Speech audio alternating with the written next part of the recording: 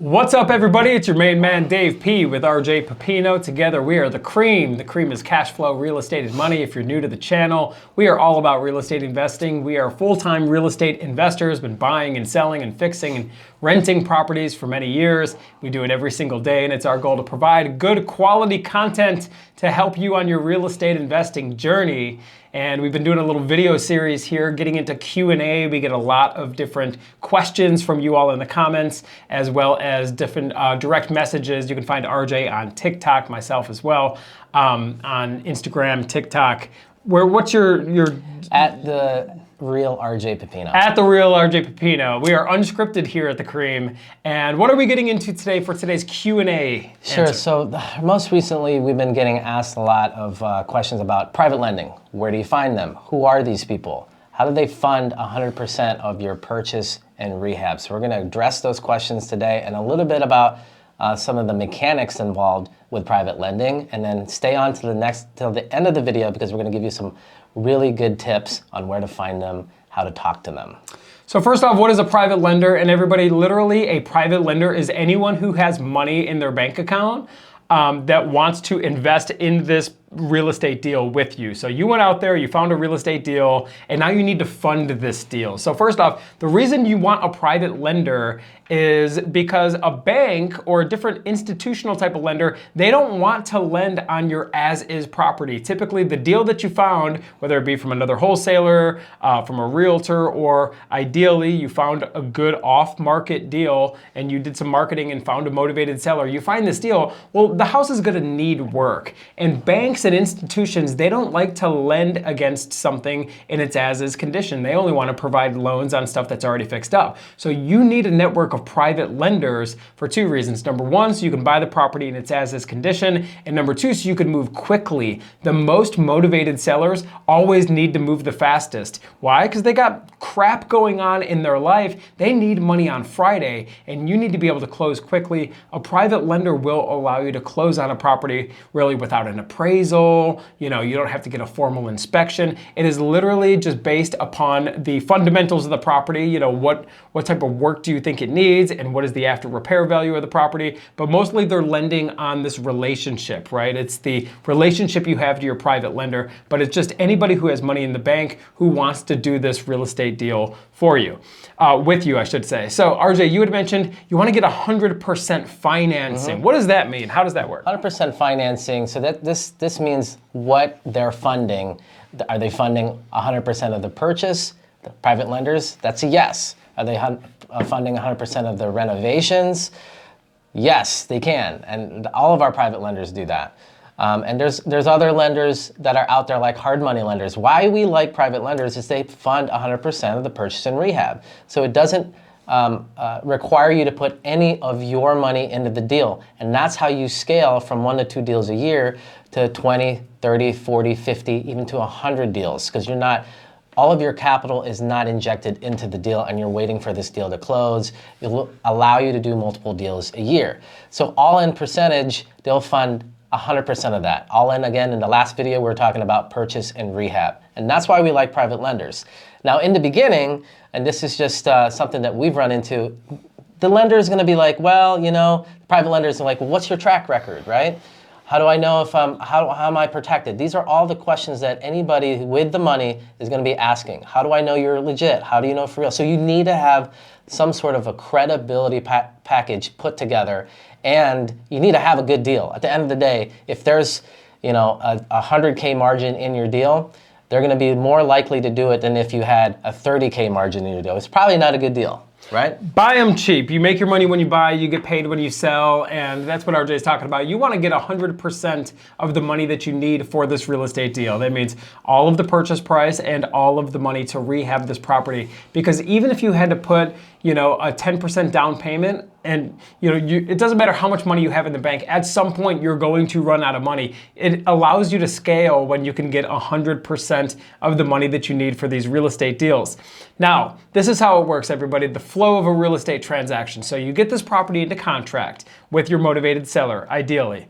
it goes over to a title company or an attorney. More than likely, it's a title company.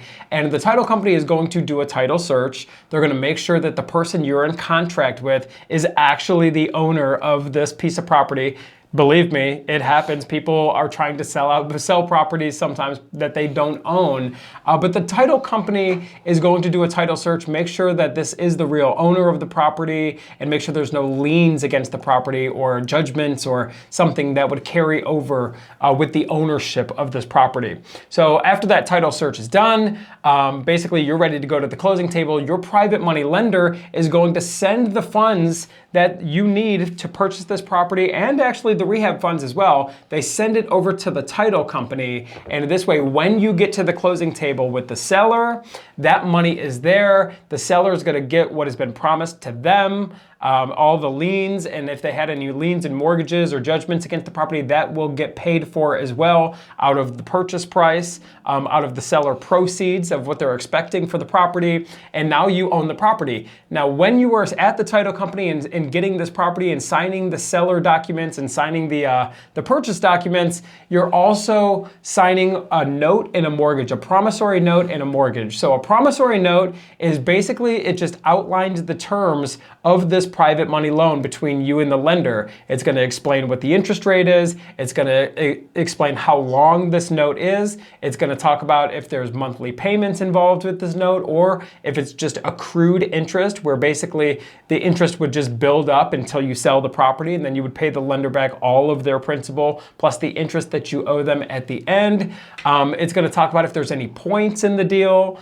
We talk in a different video all about how to structure your private money notes, so we'll save that for another video. But the two main documents that you're signing at the closing table for this private loan is the promissory note, which details the terms of the note, and then a mortgage or a deed of trust. And it's the same exact thing. It depends on what state that you're in. I used to live in Arizona, do deals out there. They use deed of trust. Here in Ohio, they do mortgage. But all that means is a lien that you are signing, and the lender, their money is secured. The collateral is this property. So they are in a first lien position against this property, meaning there's no liens ahead of them. So if you didn't make your payments, the lender's going to come in and actually take this property. They can foreclose on you and take the property if you didn't do what you said you were going to do in the promissory note.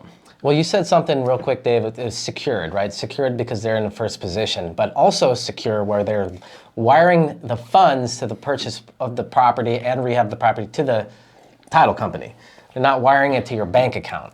No. Okay, so it's a lot safer. You want to have this in mind. You want to protect your private lender. This is relationship capital that you want to have a long relationship with this private lender, not transactional. So when you're having them wired to the title company, it's secured in that escrow account. It's not just going to your bank account. I want to make sure that you guys got that. That's a good point. Yeah, you're not taking people's money. They're not sending you, writing you a check, sending you the money directly to your bank account. It goes to the title company, and the title company then has escrow instructions, right? And they're instructed to, use this portion of the money to buy the house, right? And fulfill that purchase agreement that you have with the seller, and the remainder of the funds, that's going to be for the construction, for the rehab, and that will come then from the title company. But yeah, you really don't want to get in the business of taking people's money, and it creates too much exposure for you. It could be a little bit risky, and that's what a title company is used for. It is an intermediary, right? It is a middleman, if you will, that just makes sure the deal goes smoothly. So make sure your private lender is sending their money to the title company. We don't want to see you on American Greed. We don't want to see you American Greed, okay, everybody? We've had previous students end up there, and no, we're only teasing everybody. Real estate is a very, real estate and debt, it's like a loaded gun. And really, you need to be responsible in this business. It is a very real business. You can create the financial freedom that we encourage you to do. Do it responsibly, do good deals, create these lifelong relationships that RJ was just mentioning, and you're going to be in business a long time and get the financial freedom that you deserve. Here's some quick nuggets before we end this video. Sure. The one question we always get is, where are you going to find these private lenders? So I'm going to give you a couple ways. Dave's going to give you his talk on this as well. It's like the number one way where we find our private lenders is through our network, immediate network, circle of friends, family, doctors, attorneys, CPAs. These people are in front of people that have money. They might have money themselves. So that's one way. Another way is to get into a lot of these Facebook groups, these real estate Facebook groups now. A lot of people are meeting there, connecting there. So you want to get into your local Facebook group, right? Real estate Facebook group, and start networking. And find out what other people are doing with their money, I mean, there's really only a few options that people can invest in anymore. I mean, what do you have? You have stocks and bonds. You have cryptocurrency, which is extremely volatile, or you have real estate. And a lot of these private lenders are people that have cash, they want to invest. Maybe they don't have the wherewithal or the desire to get out and find real estate deals. And that's what you do, and that's what you bring to the table. That's what we teach you to do here at The Cream, is get out there and find deals, and then find people who want to invest in real estate as a passive investor. You're the active investor. You actively get out there and find deals, and then work with people who have the cash, who want to be a passive investor. They'll put up the money, you do the work, and everybody makes money at the end of the day.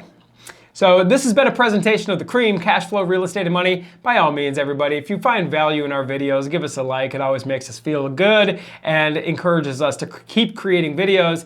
Make sure you subscribe to the channel if you're as passionate about real estate investing as we are, and share the video with fellow real estate investors, because at the end of the day, we're one big community and we can all make money together. It is your boy Dave P. and RJ Pepino. We'll see you on the next video.